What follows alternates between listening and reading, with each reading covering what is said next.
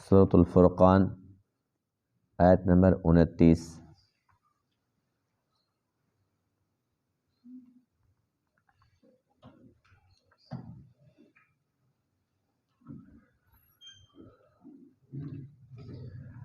اعوذ باللہ من الشیطان الرجیم، بسم اللہ الرحمن الرحیم۔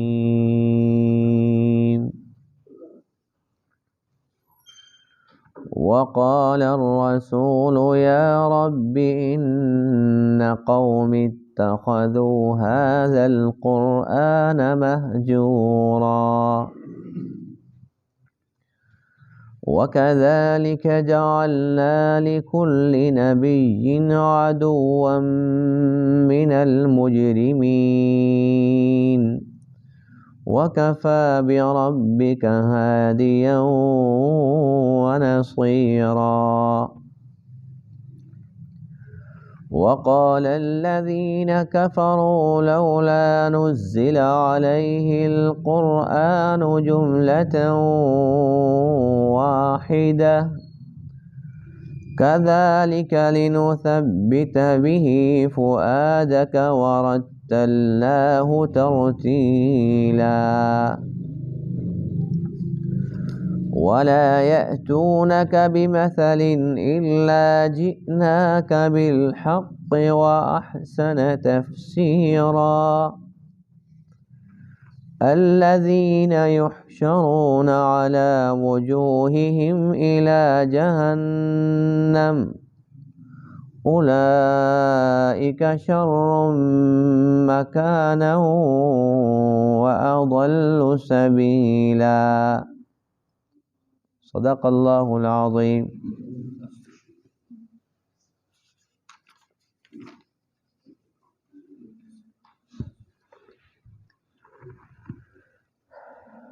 آج کے درس میں آیت کریمہ میں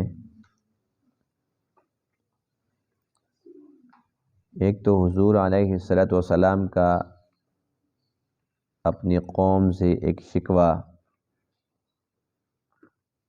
اور وہ یہ کہ اللہ تعالیٰ کے سامنے قیامت کے دن آپ علیہ السلام یہ شکوہ فرمائیں گے، اے اللہ میری قوم نے قرآن کو بالکل نظر انداز کر دیا تھا، قرآن کو بالکل چھوڑ دیا تھا۔ دوسرا یہ کہ مشرکین کا ایک بہت بڑا اعتراض تھا کہ اگر واقعی یہ اللہ تعالیٰ کا کلام ہے تو ایک دم سے کیوں نہیں اترا، جیسے تورات اکٹھی اتری، زبور، انجیل، دوسرے صحیفے، یہ کبھی ایک آیت، کبھی 2، کبھی 5، کبھی 7، اس طریقے سے تھوڑا تھوڑا کیوں اترتا ہے؟ اس پر اللہ تعالیٰ نے یہ جواب ارشاد فرمایا، ایک یہ کہ جیسے ہی جتنا ضرورت ہوتا ہے اتنا ہم اتارتے ہیں۔ جب ایک چیز کی ضرورت ہی، مثال کے طور پر ایک چیز کی ضرورت ہے 1 پاؤ، تو اس کو 1 من کیوں دیں؟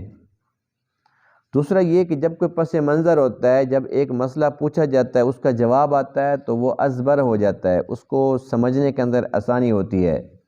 جب ایک ایک حکم آتا رہتا ہے، 2 حکم آتے رہتے ہیں، تو اپنی زندگی میں ان کو لانا، اپنے اوپر اس کو نافذ کرنا آسان ہوتا ہے۔ ایک دم سے اگر سارے احکام دے دیے جاتے تو یہ بڑی مشقت کی بات ہوتی، بہت مشکل ہو جاتا اس کو سمجھنا بھی اور اپنے اوپر نافذ کرنا بھی۔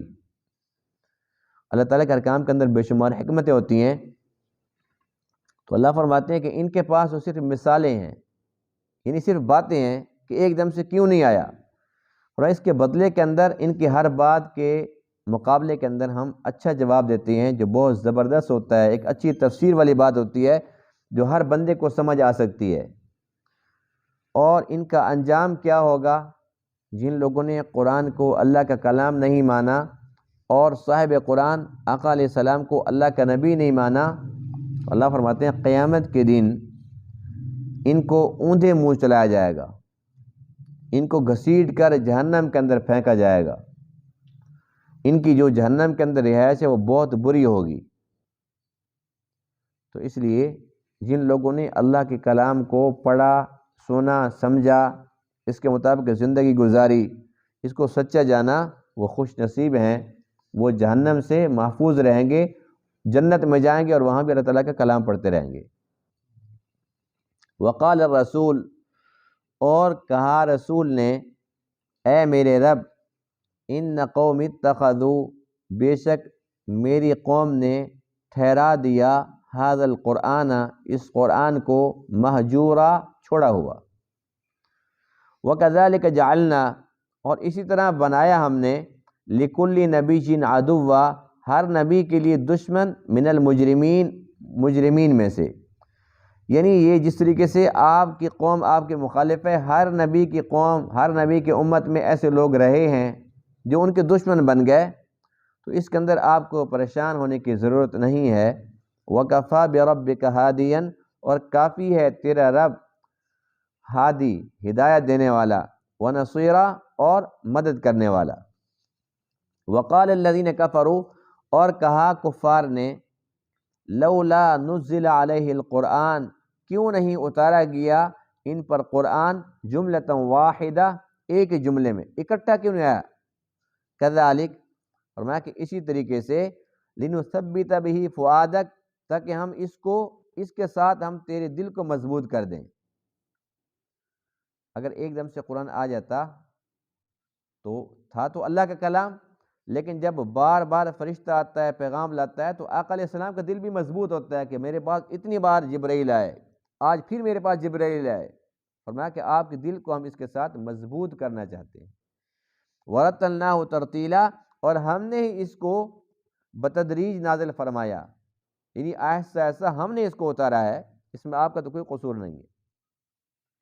وَلَا يَأْتُونَكَ بِمَثَلٍ، اور نہیں لاتے آپ کے پاس کوئی بھی مثال، یعنی کوئی بھی اعتراض کرتے ہیں، إِلَّا جِئْنَاكَ بِالْحَقِّ، مگر ہم لاتے ہیں آپ کے پاس حق، وَأَحْسَنَ تَفْسِيرًا، اور ایک عمدہ اچھی تفسیر۔ الَّذِينَ يُحْشَرُونَ عَلَى وُجُوهِهِمْ إِلَى جَهَنَّمَ، یہ وہ لوگ ہیں جن کو اٹھایا جائے گا ان کے چہروں کے بل جہنم کی طرف۔ اولئک شر مکانا، یہی وہ لوگ ہیں جن کی رہائش بہت بری ہے۔ وَأَضَلُّ سَبِيلًا، سیدھے راستے سے بہت زیادہ بھٹکے ہوئے ہیں۔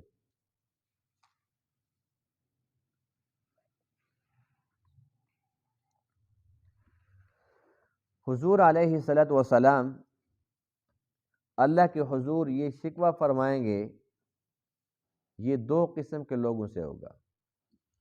ایک تو وہ لوگ ہیں جنہوں نے قرآن کو مانا ہی نہیں، جن کے بارے میں اللہ فرماتے ہیں، وَقَالَ الَّذِينَ كَفَرُوا لَا تَسْمَعُوا لِهَذَا الْقُرْآنِ وَالْغَوْا فِيهِ لَعَلَّكُمْ تَغْلِبُونَ، جہاں پر قرآن کی تلاوت ہو رہی ہوتی تھی، یہ کہتے تھے قرآن کو نہیں سننا، شور مچاؤ تاکہ تمہاری آواز غالب رہے۔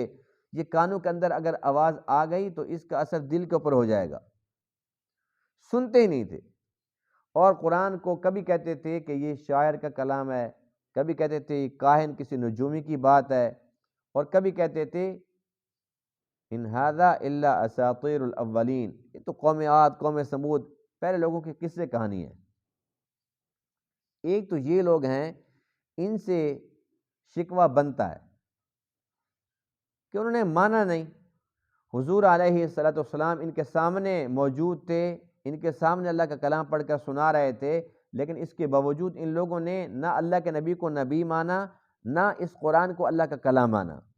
ان سے تو شکوہ بنتا ہے، ان کا انجام پھر وہی ہونا ہے کہ ان کو گھسیٹ کے جہنم کے اندر داخل کر دیا جائے گا۔ لیکن اس کے ساتھ ساتھ ایسے لوگ بھی ہوں گے جو مسلمان بھی ہوں گے، مومن بھی ہوں گے، لیکن انہوں نے قرآن کو پس سے پشت ڈالا ہوا ہوگا دنیا کے اندر، شکوہ ان سے بھی ہوگا، اور ان سے شکوہ جو ہے وہ بڑا ہے، کیونکہ یہ تو اپنے ہیں نا۔ غیر اگر کوئی اس قسم کی حرکت کرتا ہے تو وہ بات سمجھ آتی ہے کہ کافر جو ہے وہ نہیں مانتا قرآن کو، لیکن ایک مسلمان اس کو چومتا ہے، اس کی زیارت کرتا ہے، اس کو سینے سے لگا کے رکھتا ہے، لیکن اس کے باوجود اس کے مطابق زندگی بسر نہیں کرتا، قرآن کے احکام کو پسند نہیں کرتا، اپنے اوپر اس کو لاگو نہیں کرتا، اپنے گھر والوں کے اوپر اس کو نافذ نہیں کرتا، جہاں اس کا بس چلتا ہے، یعنی کہ بیوی بچے ہو گئے، لیکن قرآن کے احکام نہ خود ان کو اپناتا ہے، نہ ان کے اوپر کچھ تھوڑا سا محنت کرتا ہے، تو ان سے جو شکوہ بنتا ہے وہ بہت بڑا بنتا ہے۔ افسوس کی بات تو یہ ہے کہ قرآن سے ہم صرف جو محبت کرتے ہیں یہ صرف زبانی جمع خرچ ہے۔ قرآن کے نزول کا مقصد تو ہرگز یہ نہیں تھا جو ہم نے سمجھا ہوا ہے۔ ہمارے یہاں قرآن صرف اس لیے قرآن خوانی کے لیے، کوئی دکان بنی ہے نئی، کوئی نیا مکان بنا ہے تو وہاں پر قرآن خوانی ہوگی، اور بے شک وہ مکان یا دکان وہ حرام کے پیسے سے کیوں نہ ہو، کسی کی غصب شدہ کیوں نہ ہو، لیکن وہاں پر قرآن خوانی ہوگی برکت کے لیے۔ کوئی اگر ہمارا بندہ مر جاتا ہے تو بھئی قرآن خوانی ہوگی اصالِ ثواب کے لیے، اس کی روح کو ثواب پہنچائیں گے، اس کی بخشش کا ذریعہ بنے گا، تو قرآن خوانی کے لیے رہ گیا ہے۔ اس سے زیادہ قرآن کا مقصد کیا ہوتا ہے؟ بھئی قرآن اس لیے کہ ہم جب قسم اٹھائیں گے تو قرآن کی قسم، لے آؤ قرآن میرے سر کے اوپر رکھو، میں قرآن پہ ہاتھ رکھتا ہوں۔ یعنی قرآن کا مقصد صرف یہی ہے کہ یا تو ہمارے گھروں کے اندر برکت ہوگی اس کو پڑھوانے سے، پڑھنے سے نہیں، پڑھوانے سے کرائے پر، یا یہ کہ ہمارے والدین ہمارا کو پیارا دنیا چھوڑ کے چلے جاتے ہیں تو ہم نے اس کو بخشوانا ہے، وہ بھی کرائے پر۔ اب آپ انصاف سے بتائیں، اگر ہمارا کوئی پیارا مر گیا ہے، ہم اس کے لیے نہیں پڑھتے، ہمارا اپنا پیارا ہے، یعنی کہ بھی ہمارا دادا ہے، ہمارا نانا ہے، ہماری نانی ہے، ہماری ماں، ہمارا باپ، ہم اس کے لیے نہیں پڑھتے، ہم کسی کو بلاتے ہیں او آپ پڑھو، کوئی پڑھے گا؟ ہم خود نہیں پڑھتے، بھئی آپ آ جانا جی آپ پڑھ لینا، یا جی وہ مدرسے سے بچوں کو بلوا لو وہ پڑھیں گے، بھئی ان کا کوئی نانی دادا ہے، ان کو کون سا غم ہے؟ انہیں کیا ضرورت پڑے گی کہ بھئی اس کو ہم بخشوائیں؟ جس کا ہے جب اس کو دلچسپی نہیں ہے تو دوسروں کو کیا دلچسپی ہوگی؟ اور کرائے پہ کوئی کام ہوتا ہے؟ اپنے دکان کا کام کسی سے کروا کے دیکھو، بھئی میں مصروف ہوں، میں گھر بیٹھا ہوا ہوں تو جی میں دہاڑی دوں گا آج سارا دن تو میری دکان چلا، وہ چلا لے گا دکان؟ وہ جیسی چلائے گا سب جانتے ہیں نا۔ اسی طریقے سے ہم کہتے ہیں جی بچے ہیں جی 10، بھئی آپ نے نا پورا قرآن ختم کرنا ہے 3 پارے، اب 10 بچے ہیں 3 پارے جب پڑھیں گے تو پڑھیں گے نہیں، اس میں سے بھاگتے ہوئے ایسے نکل کے چلے جائیں گے، وہ ایک کے ساتھ 2 ورقے اکٹھے بھی آ جائیں گے، 3 ورقے بھی، بچے ہوتے ہیں وہ تو نہ سمجھ ہوتے ہیں، انہیں کیا پتہ ہم کیا کام کر رہے ہیں، تو کون سی خیر و برکت ملے گی جب ان بچوں کو نہیں ملنی جو قرآن کے ساتھ چکر بازیاں کر رہے ہیں، تو ہمارے پیاروں کو ملے گی؟ تو قرآن کے نزول کا مقصد تو یہ ہرگز نہیں کہ بھئی قرآن ہمارے پاس موجود ہے تو ہم اس کو قرآن خوانی کے لیے رکھا ہوا ہے، گھر میں ہو، قبرستان میں ہو، دکان میں ہو، کسی بھی جگہ پر ہو، یا مردے کے اصالِ ثواب کے لیے ہو، یا یہ کہ ہم اس کو سر پہ رکھیں یا اس پر ہم ہاتھ رکھیں قسم کے لیے، اور وہ بھی اس کا کوئی خیال نہ کریں کہ سچی بھی ہے کہ جھوٹی قسم ہے، یعنی قرآن کی ہم بے حرمتی کرتے ہیں خود، قرآن کی توہین کرتے ہیں خود، اور ابھی تو ہم حاملین قرآن ہیں، قرآن کو ہم ماننے والے ہیں، اٹھانے والے ہیں۔ جو نہیں مانتے وہ تو کافر ہیں، مانتے نہیں ہیں، جو ماننے والے ہیں ان کا طرز عمل کیا ہے؟ پوری دنیا میں کون سا ایسا ملک ہے جہاں پر 100% قرآن کا نظام فٹ ہو؟ کہیں پر ہے؟ کوئی نہ کوئی اونچ نیچ تو ہے، کوئی ایک بات اپنا کے پھر رہ جی، وہاں پر نا چور کا ہاتھ کاٹا جاتا ہے، صرف چور کا ہاتھ کاٹا جاتا ہے، اور وہ بھی اکثر ایسا ہوتا ہے کہ دیکھا جاتا ہے کہ چور ہے کون، اپنا ہے تو پھر ہاتھ نہیں کاٹتا، جیسے یہودی کیا کرتے تھے، بلا تفریق، کہ بے شک میرا اپنا بیٹے کیوں نہ ہو لیکن میرے اختیار میں تو حد جاری کروں گا۔ کہاں پر ہے یہ قانون؟ قرآن تو نہیں کہتا کہ تم اپنوں کو چھوڑ دو اور جو کمزور طبقہ ہے اس کو تم پکڑ لو، مالداروں کے لیے اور قانون ہے اور غریبوں کے لیے اور قانون، یہ تو یہودیوں کا چکر تھا، یہودی تورات کے اندر مسئلے چھپاتے تھے، آج ہم مسلمانوں نے بھی تو قرآن کے ساتھ وہی سلوک کیا ہوا ہے۔ اب طلاق کا مسئلہ آ جاتا ہے، طلاق پہلے دے دی، اس کے بعد پھر کہتے اس کا کوئی حل نکالو، تو حل نکالنے والے بھی کوئی آسمان سے نہیں آتے، وہ بھی ہماری یہ زمین پہ رہنے والے ہوتے ہیں، وہ بھی سامنے قرآن رکھ کے بیٹھے ہوتے ہیں، وہ آیت پڑھتے ہیں، ایک اس آیت کو پڑھتے ہیں جی طلاق ہو گئی، دوسرا اسی آیت کو پڑھتے کہتے نہیں ہوئی، یعنی کہ اپنے مفاد کے لیے چند ٹکے دے دو تو فتویٰ مل جاتا ہے، کوئی مسئلہ نہیں ہے۔ اور آج کل ایسے ایسے بھی بے دین قسم کے لوگ ہیں، نام نہاد سکالر، نام نہاد مفتی، جو فتویٰ فروش ہوتے ہیں، جو کہتے ہیں جی آپ یہ بتائیں کہ طلاق کے بارے میں جو آپ پوچھ رہے ہیں آپ بیٹی والے ہیں کہ بیٹے والے ہیں؟ بھئی تجھے سے کیا غرض ہے؟ وہ بچی والے ہیں یا بچے والے ہیں؟ تیرے پاس سے وہ آئے مسئلہ پوچھنے کے لیے، تو ان کی بات سن، ان کو جواب دے۔ اچھا پھر اب یہ تو کرنا کیا ہے؟ وہ بتا دیتے ہیں بیٹی والے ہیں یا بیٹے والے ہیں، کرنا کیا ہے، وہ جی بس بچے ہیں چھوٹے چھوٹے، اب طلاق ہو گئی ہے، اس کا کوئی حل نکالو۔ حل تو نکل آئے گا جی، لیکن اس پہ بڑا مشکل کام ہے۔ پھر کتابیں دیکھیں گے جی، پھر اس میں وہ سارا پھر وہ چکر ہوتا ہے پیسے کا، پیسہ دے دو تو اس کے بعد قرآن کی آیات بھی لکھے گا، پھر مہر بھی لگ جائے گی اور وہ حرام حلال بھی ہو جائے گا۔ یہودی یہی کام نہیں کرتے تھے؟ آج مسلمان بھی وہی کام کر رہے ہیں یا نہیں کر رہے؟ جیسا فتویٰ چاہو ہر جگہ پر اس قسم کے لوگ موجود ہیں، ایمان بھی بیچ دیتے ہیں، فتویٰ بھی بیچ دیتے ہیں چنٹکوں کی خاطر، اور وہ چنٹکے کب تک کھائیں گے؟ اب وہ ایک طلاق جب ہو گئی ہے، طلاق دینے والا کہہ رہا ہے کہ میں نے 3 طلاقیں دے دی، پھر جیسے وکیل اسے کہتے ہیں دیکھ اگر تو چاہتا نا کیس تیرے حق میں ہو، تیرے حق میں فیصلہ ہو جائے اور تو کیس جیت جائے، تو جو میں کہوں گا کرنا وہی پڑے گا، جو بیان میں کہوں گا، اپنی مرضی کرے گا نا پھر میرا کوئی قصور نہیں ہوگا، کل کو فیس تو میں لوں گا جو میں کہوں گا۔ اب وہ اسے سارا دن بیان اس کو نا رٹے لگواتے، تو یوں کہنا ایسے کہنا، ہاں سنا، اس کا کیا مطلب ہے؟ اس کا مطلب یہ ہے کہ بات کچھ اور ہے، یہ اس کو رنگ کچھ اور دے رہا ہے۔ اب اس طریقے سے بتاؤ کہ یہ کمائی حلال کی کہ حرام کی ہے، اور اس کے اندر کسی کا بھی اگر حق غصب ہو جاتا ہے، کسی کا نقصان ہو جاتا ہے، کسی کا حق مارا جاتا ہے غلط الفاظ اس کو پڑھوانے کے ساتھ، تو اس کا وبال اس پہ پڑے گا کہ نہیں پڑے گا؟ اسی طریقے سے اگر کوئی بندہ حرام کو حلال کر دیتا ہے، اب اس نے کہا جی کوئی مسئلہ نہیں ہے، لیکن یوں کہنا ہے کہ میں جب طلاق دے رہا تھا میں نے 1 دفعہ دی، 2 دفعہ، تیسری بار دیا نا میری بہن نے میرے منہ پہ ہاتھ رکھ دیا تھا، بس تو یہ کہہ دینا۔ پھر ہوا کیا تھا؟ بس یہ پھر میرے منہ کو ہاتھ جو آ گیا تھا، بس ٹھیک ہے، یوں تیری بچت ہے۔ اب وہ کہتا ہے میں نے 3 دیے ہیں، یہ اسے کہتے تیسری پر تو منہ کے پر ہاتھ آ گیا تھا، بیان بدل گیا، طلاق ختم، تو رجوع کر سکتا ہے۔ اور کئی ایسے کہ وہ غصے میں طلاق دی تھی، کوئی کہتے میں نشے میں طلاق دی تھی، نشے میں یہ پتہ تھا کہ یہ میری بیوی ہے، یہ پتہ تھا میں طلاق دے رہا ہوں، لیکن آپ کو راستہ دو، کہتے بھائی تو پھر ابھی ہوش میں بھی نہیں تھا، تو بے ہوش کی طلاق ہوتی ہے کوئی؟ یعنی کہ جو بندہ مسئلہ بتانے والا جب خود ایک راستہ دے رہا ہے کہ تو اگر یوں کہے تو پھر بچ جائے گا، جیسے وکیل کہتے ہیں تو نے یوں کہنا ہے، مفتی کہتے ہیں تو نے یوں کہنا ہے، وہ بھی اپنا ضمیر بیچ رہا ہے، یہ بھی اپنا ایمان اور ضمیر بیچ رہا ہے۔ اور پھر جب فتویٰ آتا ہے بیچ میں قرآن کی آیات بھی لکھی ہوتی ہیں ماشاءاللہ، جو کہتے ہیں 3 دو تو تینوں ہو جاتی ہیں، قرآن کی آیات پڑھتے ہیں کہ نہیں پڑھتے؟ یہی قرآن ہوتا ہے۔ جو کہتے ہیں 100 بھی دے تو پھر بھی ایک ہوئی ہے، ان کا قرآن الگ ہے جی، ان کے قرآن میں 40 پارے ہیں، یہی 30 پاروں کا قرآن ہے نا۔ تو اللہ کا قرآن کہتا ہے یضل بہ کثیرا ویہدی بہ کثیرا، قرآن تو ایک ہے، کچھ لوگ اس سے ہدایت پاتے ہیں، کچھ اس سے گمراہی پاتے ہیں۔ جو آیات کو توڑ موڑ کے اس کا مطلب غلط نکالتے ہیں، اپنا ضمیر ایمان بیچتے ہیں، اس کا سودا کرتے ہیں، وہ قرآن تو نور ہے، اس سے وہ ظلمت نکال لیتے ہیں۔ قرآن میں ہدایت ہے، وہ ضلالت اور گمراہی خرید لیتے ہیں۔ جو بندہ سیدھی بات بتاتا ہو وہ کہتے ہیں بھائی وہاں جائے گا نا تیرا مسئلہ حل کوئی نہیں ہونا، تو اگر چاہتا ہے نا تیری بچی واپس چلی جائے، تیری بیوی تیرے پاس واپس آ جائے، یہ طلاق کا مسئلہ ختم ہو جائے، تو ایک بندہ ہے اس مسئلے کا حل اسی کے پاس ہے، بس تو سیدھا وہیں چلے جائے، تھوڑا خرچہ تو ہوگا، تیرا کام بن جائے گا۔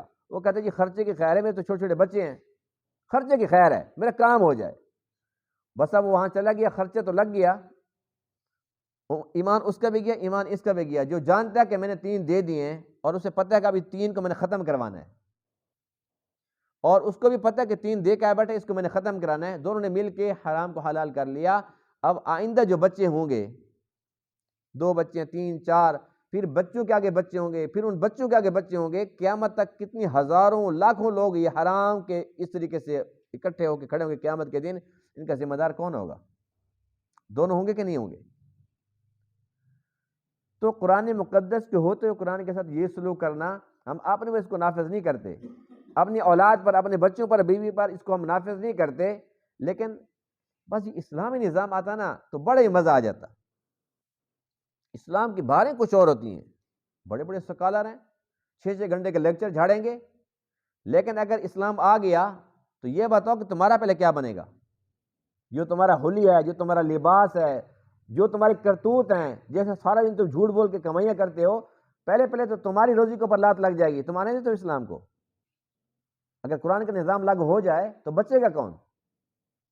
یہی تو وجہ ہے کہ اسلام کے نام پر ہم نے ملک تو لے لیا تھا، لیکن پھر ہم ڈر بھی گئے تھے اور آج تک ڈرے ہوئے ہیں کہ بھائی اگر اسلام نافذ کر لیا نا تو بس پھر تو بہت کام خراب ہے، پھر اس کا مطلب یہ کہ مولوی تو پھر یہ مولوی چلائیں گے حکومت، ہمیں پھر نہیں ملتی، وہ تو کہیں گے اس کا ہاتھ کاٹ دو۔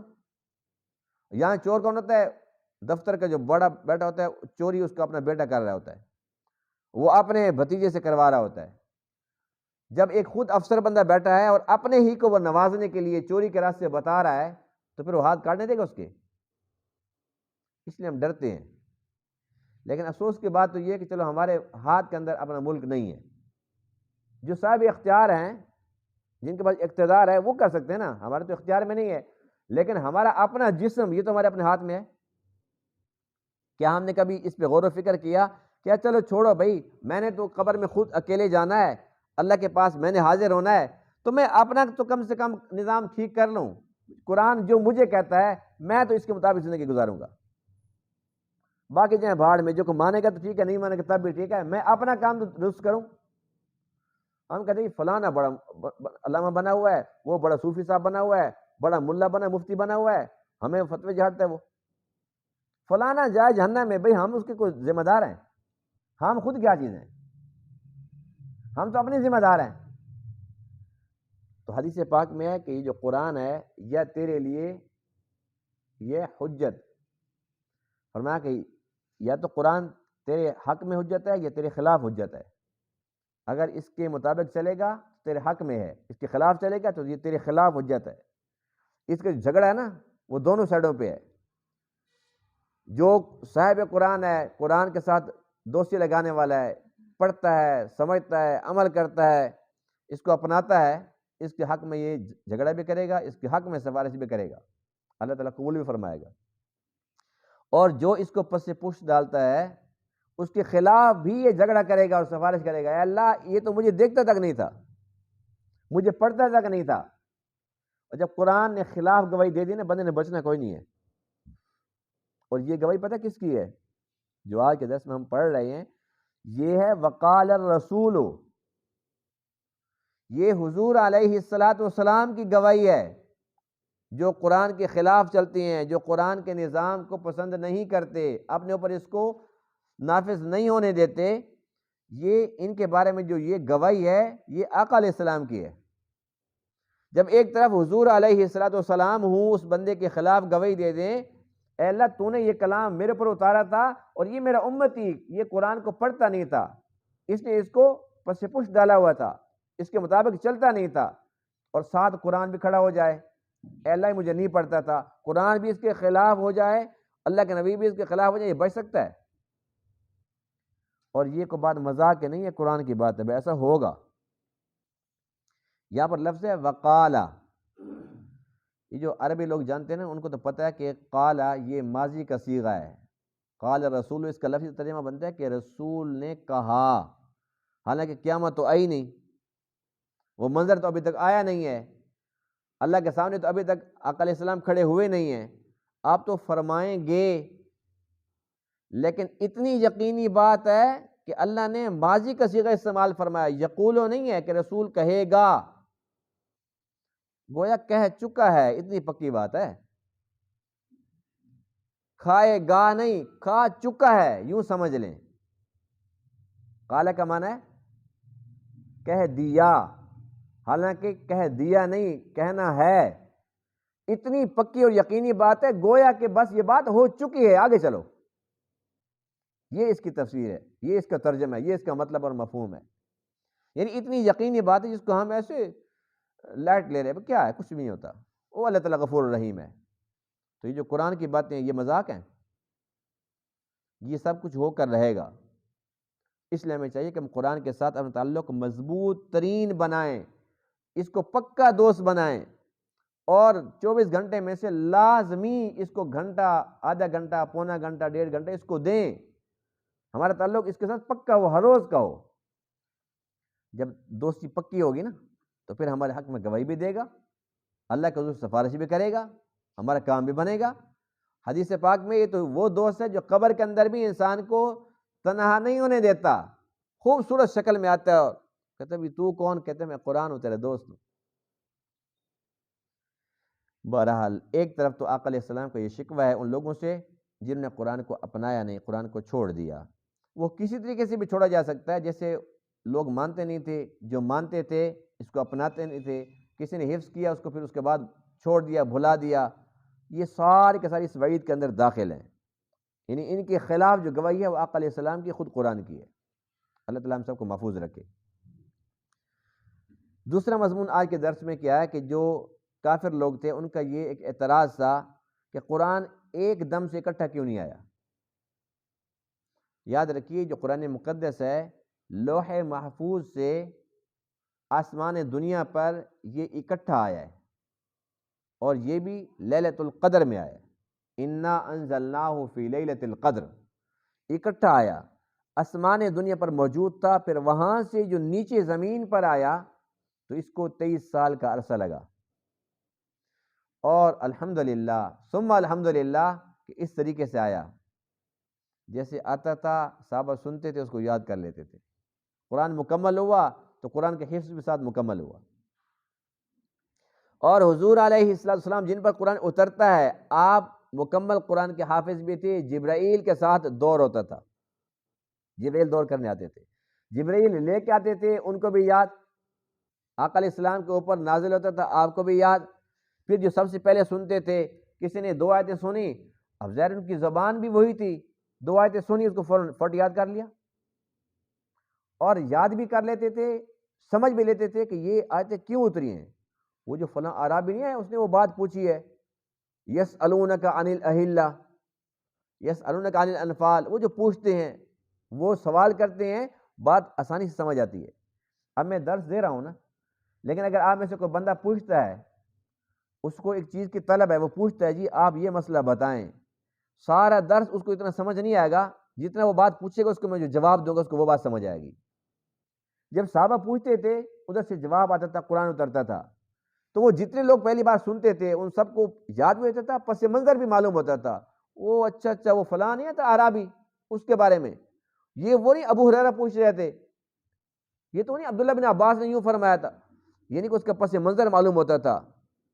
اب وہ 28واں پارہ قد سمع اللہ قول التی، اس کے اندر وہ جو مسئلہ ہے کہ وہ ایک عورت آئی تھی، اس نے پوچھا تھا، وہ جو فلانی صحابیہ تھی اس کے شوہر نے اس کو یوں کہہ دیا تھا، اچھا اب دیکھو جب پس منظر معلوم ہے، واقعہ پہلے سے معلوم ہے، پھر وہ ساری کی ساری آیات سمجھ بھی آتی ہیں اور ازبر یاد بھی ہو جاتی ہیں، اور یہ بھی سمجھ آتا ہے کہ کسی کے ساتھ بھی اگر ایسا ہو گیا نا، وہ جو بڑھیا نے پوچھا تھا مسئلہ یہ ہے، اس کا تو یوں کفارہ دینا پڑے گا، کسی نے یوں طلاق دے دی، ہاں وہ فلاں نے پوچھا تھا اس کے بارے میں فلاں آیت اترتی، اگر ایک دم اکٹھا آ جاتا نہ یہ واقعات رونما ہوتے، نہ کوئی پس منظر ہوتا، اب تورات کس کو یاد تھی، زبور انجیل کس کو یاد تھی، وہ تختے پر لکھی ہوئی موسیٰ علیہ السلام لے آئے، اگلوں نے کہا مانتے نہیں ہیں، کہتے اتنی مشکل باتیں بھی ہوتی ہیں، جبرائیل کیوں لے کر آ گئے، تو میکائیل لے کر پھر مان لیتے۔ جب یہ ایک آیت 2 آیتیں آتی تھی، اس میں تو اللہ تعالیٰ کا بڑا احسان تھا، تبھی تو قرآن سب کو یاد بھی ہو گیا اور قرآن محفوظ بھی ہو گیا، اور اکٹھے اگر احکام آتے سب پر عمل کرنا تو مشکل ہوتا، یعنی اکٹھا قرآن آتا ہے تو اس کے اندر تو ساری باتیں ہیں، غلاموں کے ساتھ یہ کرنا ہے، بانیوں کے ساتھ یہ کرنا ہے، اور حلال حرام کے یہ مسائل ہیں، فلاں جانور حلال ہیں، فلاں حرام ہیں، زہار کا یہ مسئلہ ہے، طلاق کا یہ مسئلہ ہے، نکاح کا یہ مسئلہ ہے، شراب حرام ہو گئی ہے، خنزیر حرام ہو گیا، فلانا خون حرام ہو گیا۔ وہ کہتا ہے یار اتنی بات اکٹھی نہ بتاؤ، ابھی میں کہاں سے یاد کروں گا، ابھی تھوڑی تھوڑی بتاؤ۔ تو اللہ نے جو کام کیا وہ تو بہت اچھا کیا الحمدللہ، لیکن کافروں کو وہی سمجھ نہیں آتی تو وہ اعتراض کیے جا رہے ہیں۔ تو اللہ فرماتے ہیں کہ میں ایک دم سے کیا نہیں اتار سکتا، تمہارا فائدہ ہے، اور اللہ کو تو یہ پسند ہے وَرَتَّلْنَاهُ تَرْتِيلًا، اللہ فرماتے ہیں کہ ہم نے ترتیل کے ساتھ ایسا اتارا۔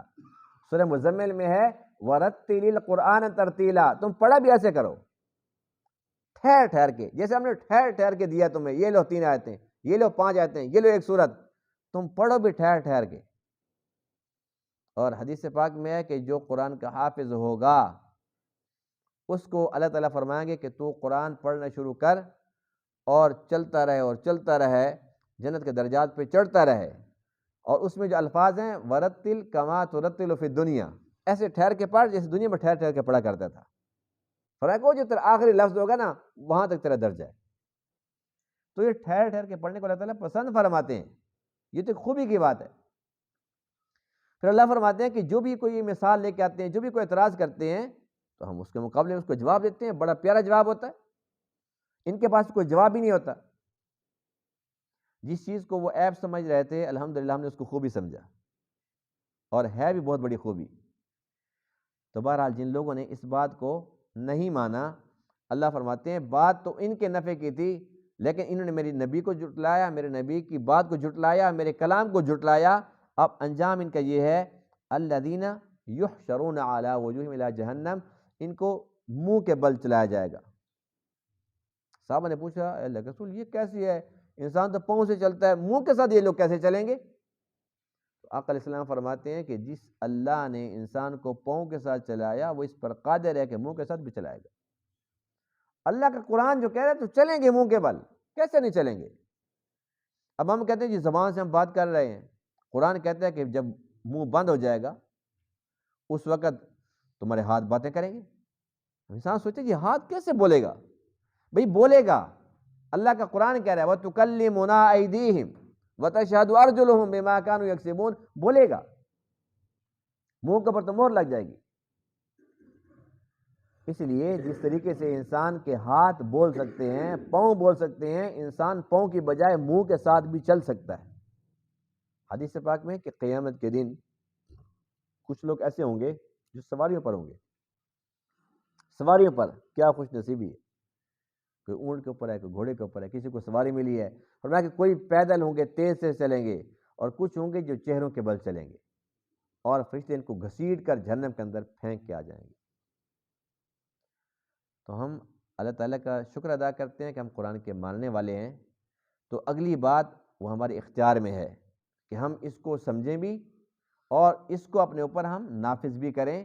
قرآن کے اندر جو جو احکام آتے ہیں ہم زبان سے تو کہتے ہیں کہ مانتے ہیں، عمل اس کے خلاف ہے، ہم عمل بھی اس کے تابع کر دیں۔ جو بات زبان کے اوپر ہے دل کے اندر بھی وہی ہونی چاہیے۔ جب زبان سے کہتے ہیں کہ مانتے ہیں تو پھر صرف ماننا کیا، پھر اپنانا بھی چاہیے۔ جب انسان پڑھے، اس کو سمجھے اور اس کے مطابق زندگی گزارے تو پھر کامیابی ہی کامیابی ہوگی۔ اللہ تعالیٰ تمام باتوں کو سمجھنے عمل کرنے کی توفیق عطا فرمائے۔ وآخر دعوانا الحمد للہ رب العالمین۔